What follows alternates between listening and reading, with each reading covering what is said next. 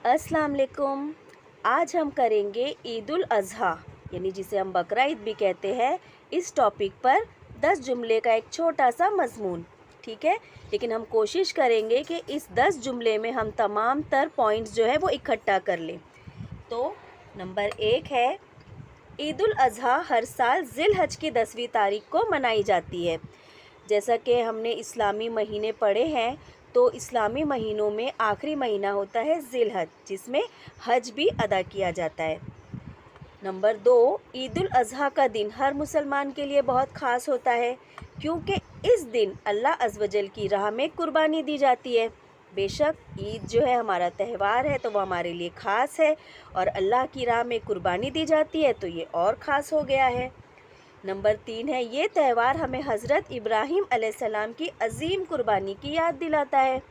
हज़रत इब्राहीम अलैहिस्सलाम, जिसे अल्लाह ताला अपना दोस्त भी कहते हैं, अल्लाह अज़्ज़ वजल ने इब्राहीम अलैहिस्सलाम से अपनी सबसे प्यारी चीज़ कुर्बान करने के लिए कहा था, और औलाद से बढ़कर भले क्या चीज़ है जो प्यारी हो सकती है। तो हज़रत इब्राहीम अलैहिस्सलाम ने अपनी औलाद को अल्लाह की राह में कुर्बान करने का सोचा। शैतानों ने बहुत भड़काया, उकसाया, मगर आपका तक़वा, आपका ईमान, अल्लाह से मोहब्बत इतनी ज़्यादा थी कि आप पीछे ना हटे, और अल्लाह अज़्ज़ वजल को आपकी ये अदा इतनी पसंद आई कि अल्लाह ताला ने इस अदा को क़यामत तक के लिए महफूज कर लिए, और हम उसे दोहरा रहे हैं अल्लाह की राह में कुर्बानी करके, अल्हम्दुलिल्लाह। तो ये त्यौहार हमें हज़रत इब्राहीम अलैहिस्सलाम की अज़ीम कुर्बानी की याद दिलाता है। चौथा पॉइंट है, ईद उल अज़हा के दिन अल्लाह की राह में बैल, गाय, बकरा, ऊँट, भेड़, दुम्बा, इनमें से किसी भी हलाल जानवर की कुर्बानी कर सकते हैं। यानी आपको जो भी दस्तयाब हो या आपकी जो भी ताकत हो, आप वैसा कर सकते हो। नंबर 5, कुर्बानी के गोश्त के 3 हिस्से किए जाते हैं। एक अपने लिए रखा जाता है, थोड़ा गोश्त अपने लिए रखकर रिश्तेदारों में और गरीबों में गोश्त तकसीम किया जाता है। हमारा छठा पॉइंट है, ईद उल अज़हा अरबी ज़बान का लफ्ज़ है, जिसके लफ्ज़ी मायने हैं कुर्बानी की ईद।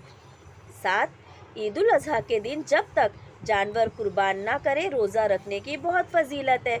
रोज़ा रखना यानी भूखा प्यासा रहना है ना, तो जब तक हम जानवर कुर्बान ना करें, जब तक हमें चाहिए कि हम कुछ ना खाएं।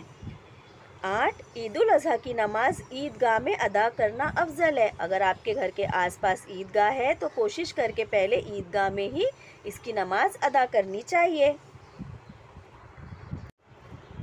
नंबर 9 है, ईद उल अज़हा की नमाज अदा करने के बाद कुर्बानी की जाती है। यानी जब ईद की नमाज अदा करके लोग घर पहुंचते हैं, उसके बाद कुर्बानी का जो फ़र्ज़ है वो अदा किया जाता है।